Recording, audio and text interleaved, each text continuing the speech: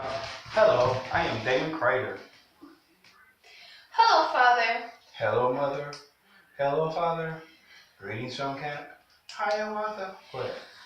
May you please introduce yourself to my MVPs, please?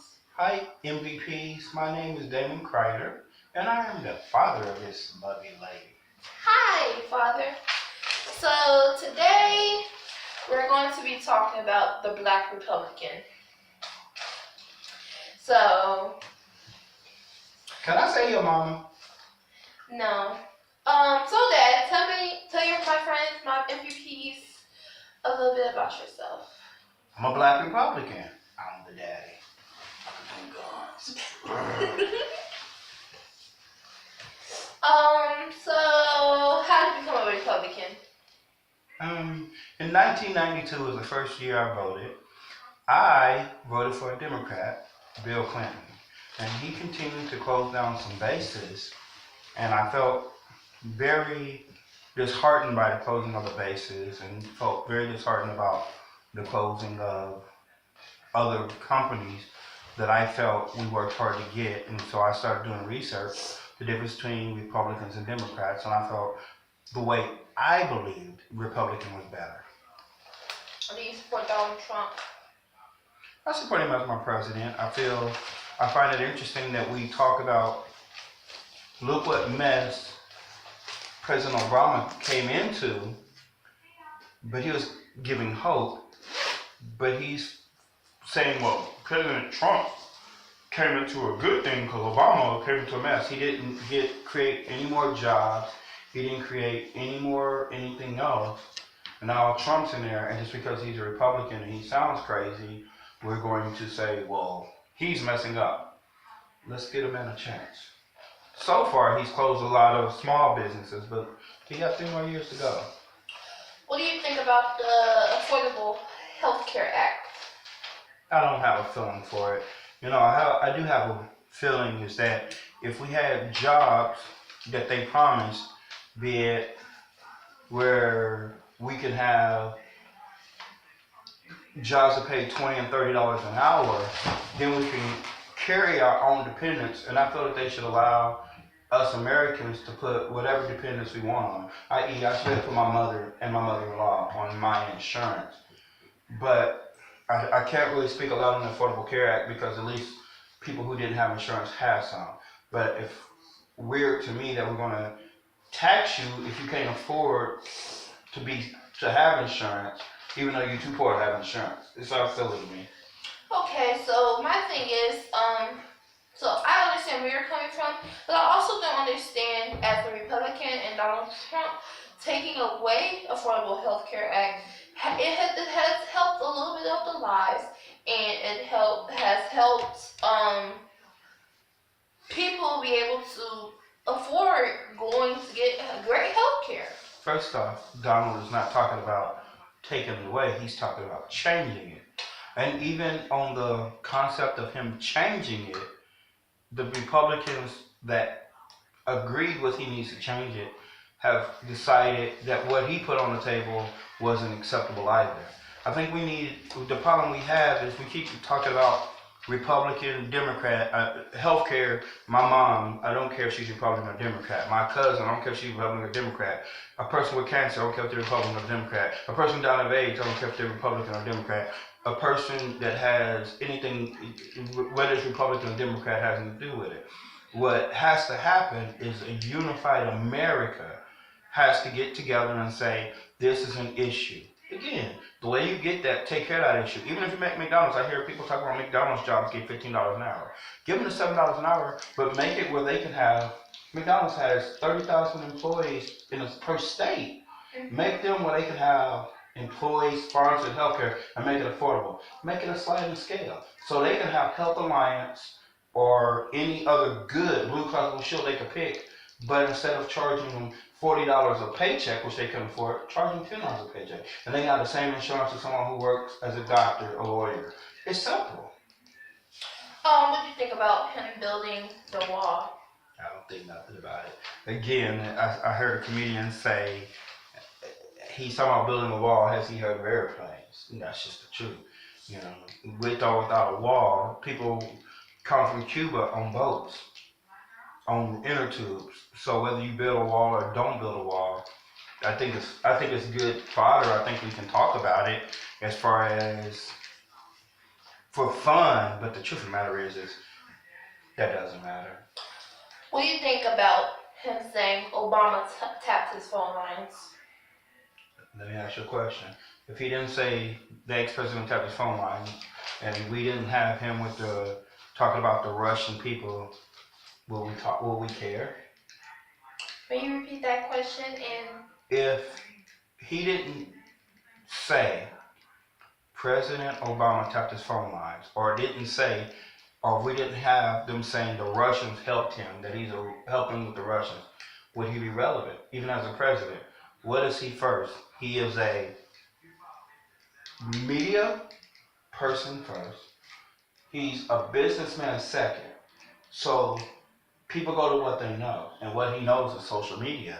And since he knows social media, he's utilizing what he knows as fake news to get his story across. We still talk about him. He's in his first 100 days, and he hasn't passed any laws that matter. He hasn't brought any jobs that matter. He hasn't done anything that mattered because we're distracted by his wall and we're distracted by his phone tapping.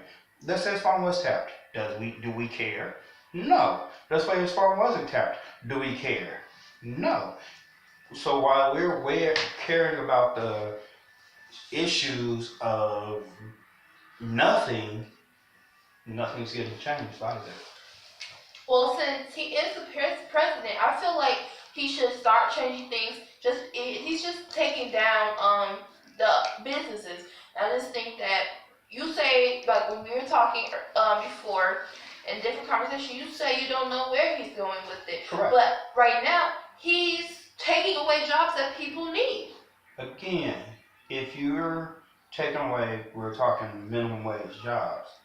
So if he's taking away minimum wage jobs that don't have any health insurance, not paying enough hours nor enough money for a person to succeed, what is he really getting rid of?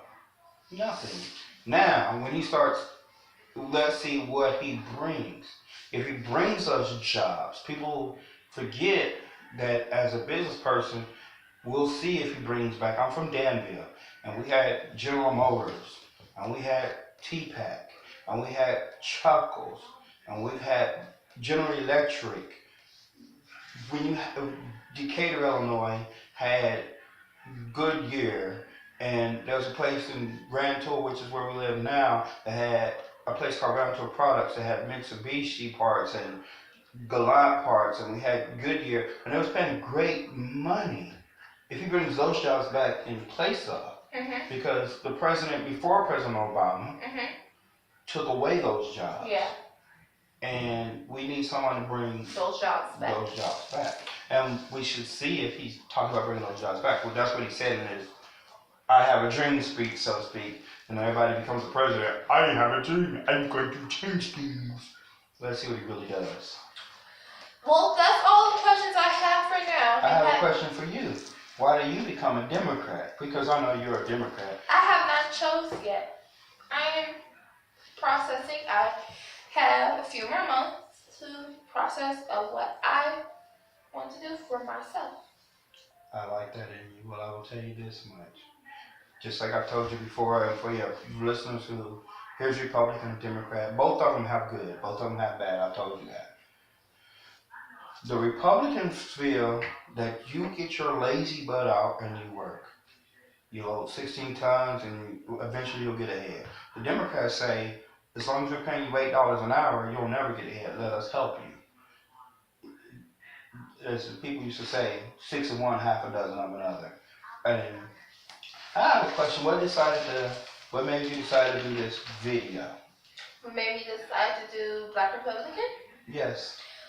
Because I have a person in my life and I want to utilize that person in my life to reach out to multiple viewers. I just don't want to do Democrats. I want to do everyone. Yes. And you know it's crazy that you said Black Republican. Most people think that black Republicans are stuck up doctors and lawyers, and even with me being Republican and I'm poor, people seem to think that I think I'm better than everybody else. That's not the case. I just feel that if I work hard all my life, there should be something for me at the end of the world. I don't think, I tell you, there's some things I find is messed up. Again, if I can't afford to buy car insurance for $100 a month, but if I get pulled over for no car insurance, they give me a $500 fine. What's up with that? If I can't afford to buy health insurance for $60 a month, but if I at the end of the year they give me a $600 a month fine. So I just feel that we as an American people, we as American society, we need to look at it. I can't say look at the difference in Republican or Democrat. We need to guide ourselves and say to ourselves, let's work together in order to make it better for everyone. Again, I have, I have a niece who's 6, I have a grandmother who's 60, and I'm in the middle. Of course, my niece who's 6 can't drive, so she needs help. My grandmother who's 60 can't go to school. In the middle, I can do both. Yeah. But the society is set up so to the point where I can't do both. Right. And we need, as a society, to look at it and say, where are we so broken? You asked about the wall. Do I care about the wall? Of course I don't care about the wall, but I do care about when my daughter grew ready to go to college, the number of people fighting for jobs for her job. Yeah. And if she decides she don't want to go to college and she wants to go get a job, what can she be besides McDonald's, Hardee's, Taco Bell? My fathers used to be able to work at them jobs making $30 an hour without an education. Now you got to get an education, and what does it qualify you to do? Go work at Target. Right. So. Well, do you have anything else for me? No, but thank you for giving me the platform. Anytime you want a new guest, I'll feel free. The next time, you don't get the nice, kind me. She's got the nice, kind me this time, you people. For those who don't know me, know that I'm very, very, very opinionated. I promised my daughter I would be very nice. But I want to be raw and uncut. I want to be able to tell the truth. Because I'm tired of our kids being able to be sold hope. You can't take hope to the bank and cash it. You can't. You can't take an ego to the bank and cash it. I want to be able to tell you how to take stuff to the bank and cash it. Well, you heard of MVPs. Remember, you're valuable, I'm valuable, we're all valuable. Bye, guys. See ya.